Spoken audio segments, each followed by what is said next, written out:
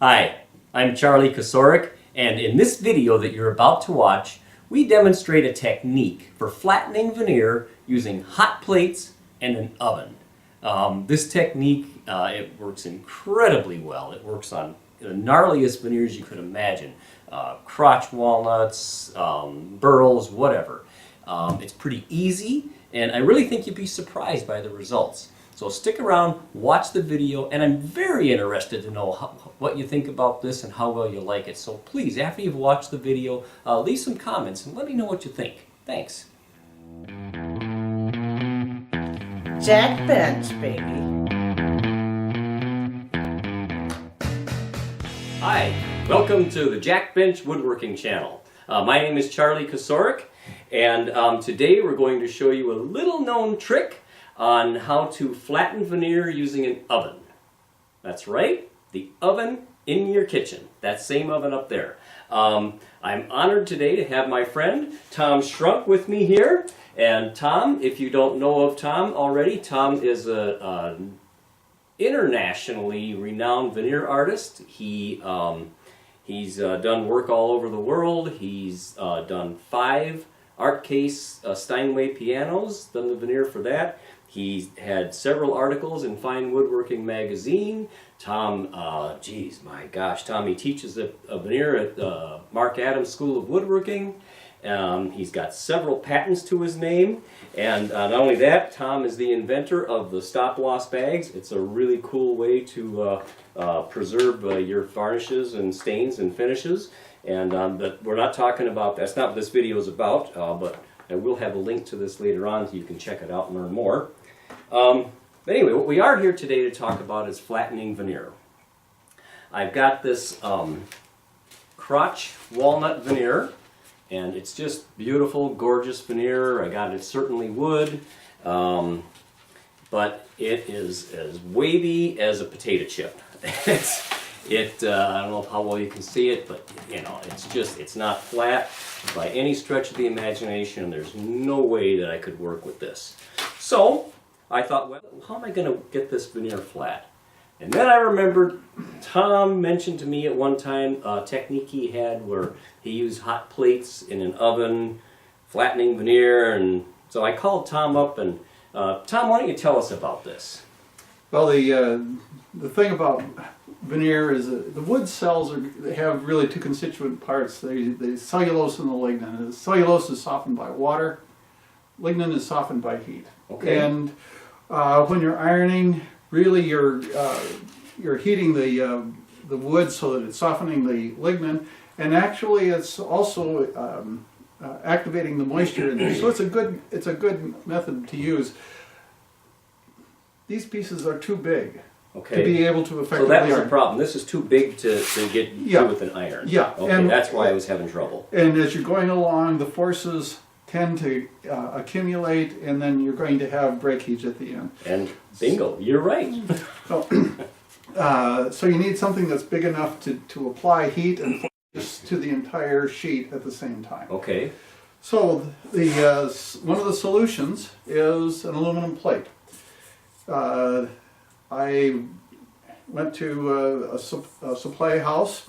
I got a 4x8 sheet of 1/16 aluminum.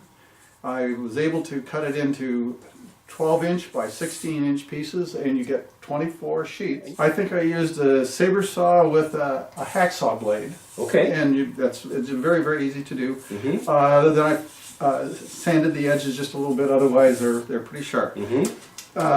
But you put these in the oven for 1 hour at 450 degrees, get them good and hot. Okay. And then you use those with the to heat the veneer, and it will take care of the heat and the moisture, and you let them stay clamped together, pressed together, until it comes back to room temperature. And at that point, it should be very flat. All right. Well, Tom, let's try it. Like I said, stick around. You got to see the rest of this. Let's head upstairs. We'll throw these plates in the oven in the kitchen, and so show you how it works out. To the kitchen. Let's go. Oh, grab the plates. Yeah, grab the plates. You grab the plates, I'll get the veneer. We'll see you upstairs.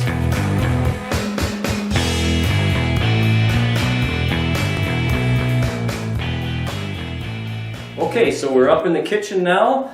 Tom, why don't you explain what the next steps are and what exactly is the contraption that we've got up here on the counter? Okay, these are a couple of pieces of 3/4 inch particle board. That's going to be the upper and lower cauls for pressing the veneer and the aluminum after it's in place. The thing that we're going to do, and I'll recommend that you do this ahead of time. When you're handling the aluminum, it's going to be really hot. So you need good gloves, and I will tell you this also, the gloves are going to make you really a little bit clumsy. One of the things that'll be a problem is if you have these stacked absolutely vertically, you're not going to be able to peel them off one at a time or as you would like.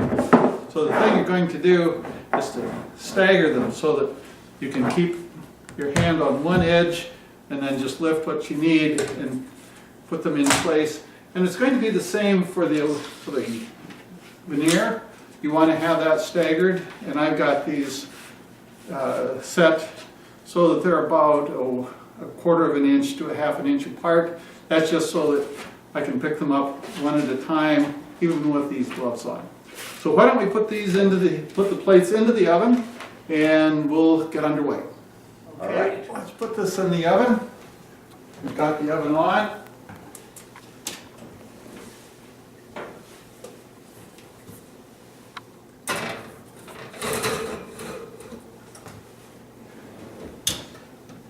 (450 degrees) for 1 hour.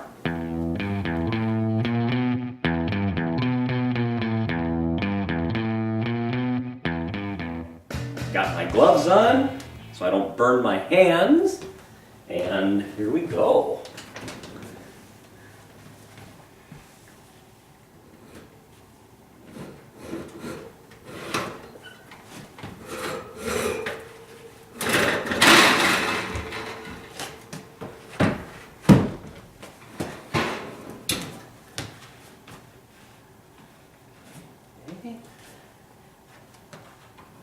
I want to separate these so they're easier to hold.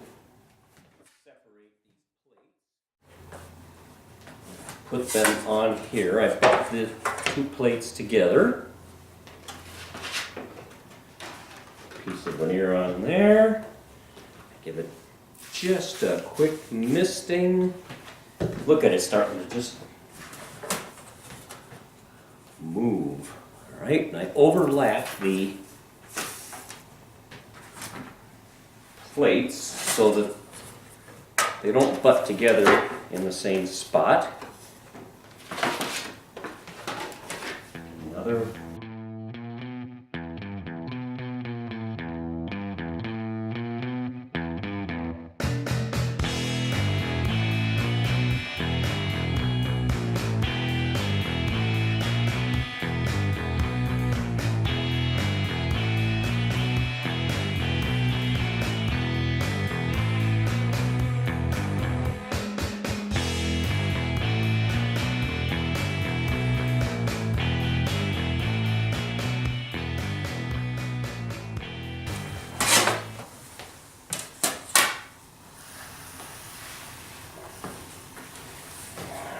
Alright, got a whole bunch of hot plates here, covering up my veneer, and now put caul over the top. This is a good time to hit the subscribe button.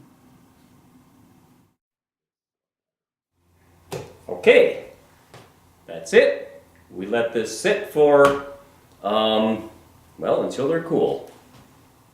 And I think it's going to be a while. Ooh, yeah, it's hot. All right, we'll have to let this cool. Okay, I think this stuff is finally cooled off enough. Like these plates, I can touch them again.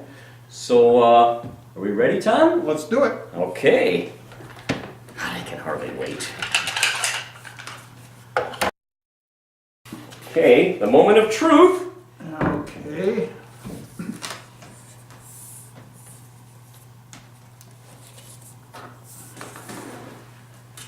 Well, Oh boy, hot dog. there we are. That's what we want. We have a winner. Wow, Okay. fantastic. All right.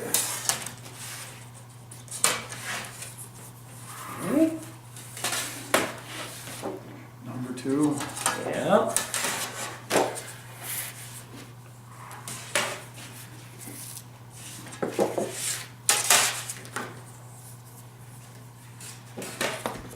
I can't believe how well this turned out.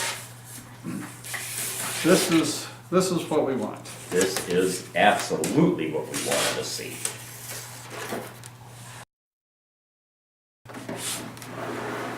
Now, Wow, look at that. look at that. Now let's compare that to the before and after. The ones that we couldn't fit in there to begin with. Wow, look at that. Yes. I don't know if this shows how wrinkly this started out, and then just nice. This is what we need to work with, right? This is what This we is need. what we need. It That's has right. to be like this to be able to work with it, and we nailed it. Tom, you're a genius. Thanks, man. I really Happy to help. appreciate it. All right. Well, thanks for watching our video on flattening veneer using an oven and hot plates. I think it turned out great, Tom. I appreciate it. Thanks so much for coming on here with me. I'm impressed. I think it was wonderful. And so if you like the video, we're going to be doing a lot more woodworking, tutorial, instructional type videos, veneer, dust collection, all sorts of things. So please subscribe to the channel, click the subscribe button, and you'll be get emails notifying when the other videos come out. If there's a particular technique that you're interested in, veneering technique, type of book matching, something like that, and you'd like a video on that, please put a comment down below here. And if enough people are interested in one particular type of technique, we will make a video on that just for you. So go ahead, leave some comments, subscribe, give the thumbs up to the channel. And Tom, tell us a little bit about these stop-loss bags. Okay, Charlie. Well, the stop-loss bag is a bag that you put your finish in. It's sort of the woodworker's answer to boxed wine. Boxed wine. Yes. I like the way he thinks. It's a special bag that prevents oxidation and evaporation. You transfer into the bag, you pour out what you want, and then if there's a bubble at the top, you squeeze it out before you tighten the cap, and it'll keep your varnish the way that it came from the can. So you squeeze the bag, bleed the air out, and put the cap on. Yep. And finish keeps. I've got finish that's 2 years old as in the first trial bags that I've. Really? Yeah. Wow. It does the job. That is They great. really work. Well, if you'd like more information about the stop-loss bags, I've got a link to Tom's website here, and I have my adjustable height workbench, and if you're interested in that, there's a link for that here too. So thanks for watching.